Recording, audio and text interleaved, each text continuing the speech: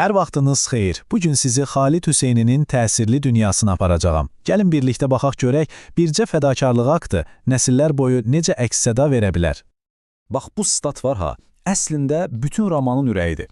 Və dağlardan səda gəldi, məhz bu ağrılı həqiqətin üzərində qurulub. Yəni bircə qərarın, bircə seçimin, nəsillər boyu həyatları necə alt-üst etməsindən bəhs edən bir hekayədir bu. Yaxşı, gəlin hekayəmizin lap əvvəlinə gedək, 1950-ci illərin Əfqanistanına. Bizi burada Abdullah və Pəri adlı iki bacı qardaş qarşılayır. Onların arasında elə bir bağ var ki, elə bir heç vaxt qırılmaz. Amma çox təəssüf ki, bu bağ amansız bir qərarla sınanmaq üzrədir. Bilirsiniz, Abdullah təkcə qardaş deyil, o kiçik bacısı Pəri üçün sanki bir ata kimidir. Bütün dünyası Pəridir. Onun üçün elə bir nəfəs alır və Pərinin ən sevdiyi şey nədir? Lələklər. Abdullah da onun üçün ən qiymətli xəzinəni, o rəngbərəng lələkləri balaca bir çay qutusuna yığır. Bax, belə bir bağdan danışırıq. Amma onların atası o dəhşətli bir dilləma qarşısındadır. Təsəvvür edin, bir tərəfdə kimsəsiz, tozlu bir kənd, yoxsulluq. Digər tərəfdə isə övladlarından birinə daha yaxşı bir həyat şansı vermə imkanı. Nə edərdiniz? Ailəni bir yerdə, amma səfalət içində saxlamaq, yoxsa bir canı qurtarmaq üçün digərini fəda etmək? Yaxşı, bəs bu ürək parçalayan qərarı kim verdi? Bu ayrılığı kim təşkil etdi? İndi gəlin pərdə arxasına keçək və bu həyatı dəyişən ayrılığın memarlarının o qədər də sadə olmayan səbəblərinə baxaq. Hər şey Nəbi adlı bir adamla başlayır. O, Kabildə varlı bir ailənin yanında işləyir və uşaqların ögey anasının da qardaşıdır. Və bütün bu 10 illiklər boyu davam edəcək hekayəni məhz o, bəlkə də yaxşı niyyətlə, amma böyük bir səhvlə başlayır.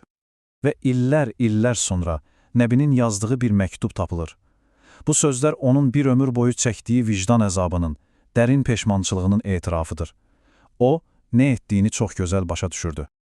Bəs insan niyə belə bir şey edər? Nəbinin səbəbləri əslində bir-birinə o qədər qarışıb ki, baxın, bir tərəfdən işə götürəni Nila xanıma dəlicəsinə, amma qarşılıqsız aşıqdır. Ona ən çox arzuladığı şeyi, bir uşaq vermək istəyir. Digər tərəfdən həqiqətən də Pərinin yoxsulluqdan qurtulacağına inanır. Amma eyni zamanda bu Nilanı özünə bağlamaq üçün egoist bir addım idi.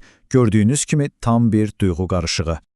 Və Nila vəhdəti, o, övladlığa götürən anam, gözəl, çox ağıllı, amma yaşadığı cəmiyyətdə özünü həbsdə kimi hiss edən bir şairə. O, Pəriyə hər şeyi verir, təhsil, zənginlik, imkanlar, amma əvəzində ondan bir şey alır, keçmişini. Onu köklərindən tamamilə qoparır və 1955-ci ildə özü ilə Parizə aparır. Deməli, qərar verildi və iki həyat yolu bir daha kəsişməmə üzrə ayrıldı. İndi gəlin baxaq, bu bircə an, bu bircə qərar o iki körpənin taleyini necə tamam fərqli istiqamətlərə apardı. Baxın bu zaman xəttinə. Hər şey 1952-ci ildə Kabildə başlayır. Cəmi 3 il sonra Pəri artıq Parisdədir və yavaş-yavaş qardaşını unutmağa başlayır. Abdullah isə o heç vaxt unuda bilmir. Hətta müharibədən qaçıb Amerikaya gedəndə belə o itkinin kədəri həmişə onunla olur. Pəri Fransada riyaziyyatçı olur, ana olur. Abdullah isə Amerikada yavaş-yavaş yaddaşını itirməyə başlayır. Pərinin həyatı irəliyə doğru gedir, Abdullahın həyatı isə keçmişdə donub qalır. Pəri böyüyür, amma içində həmişə bir boşluq hiss edir. Sanki nəsə əskikdir. Qardaşı ilə bağlı xatirələri o qədər silinib ki, sadəcə bir xəyal qalıb. Bilirsiniz, səhrada gedən balaca qırmızı araba kimi. Nə olduğunu tam anlamadığı, amma qəlbini sızladan bir görüntü. Abdullahın həyatı isə tamamilə Pərinin yoxluğu üzərində qurulub. Düşünün, o hətta öz doğma qızına da Pəri adını qoyur. Bax, hekayənin ən acı tərəfi də budur. Biri unudaraq yaşamağa çalışır, digəri isə bütün kimliyini xatırlamaq üzərinə inşa edir. Və hekayə burada bitmir. O, ilk ayrılığın əks-sədası getdikcə genişlənir. Dalğaları yayılır və heç ağlımıza gəlməyən insanların həyatlarına toxunur. Roman bizə göstərir ki, heç bir faciə təcrid olunmuş deyil. Məsələn, Markos adlı bir Yunan cərrah var.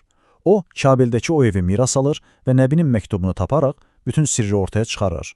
Və ya İdris, Kabilə qaydan, amma öz vədlərini unudan bir Əfqan Amerikalı. Hətta bir sərkərdənin oğlu Adil. Bu insanların heç biri Abdullah və Pəri ilə tanış deyil, amma onların da hekayələri eyni mövzular ətrafında fırlanır. İtki, ailə bağları və çətin seçimlər.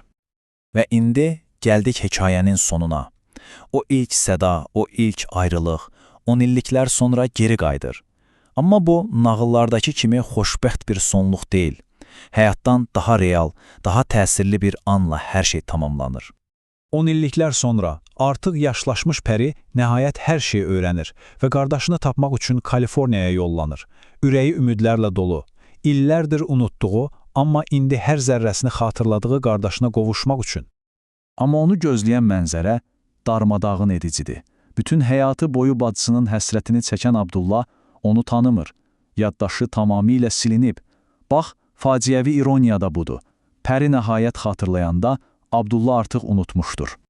Amma əsl qovuşma başqa cür olur. Pəri qardaşı qızı, yəni adaşı olan kiçik Pəri ilə görüşür və o qız bibisinə atasının heç vaxt unutmadığı, hətta xəstəlik yaddaşını aparanda belə qoruduğu o xəzinəni verir. Bəli, içində bacısı üçün topladığı lələklər olan o balaca çay qutusunu. Və biz başa düşürük ki, əsl bağ, əsl miras qovuşmaqda deyilmiş.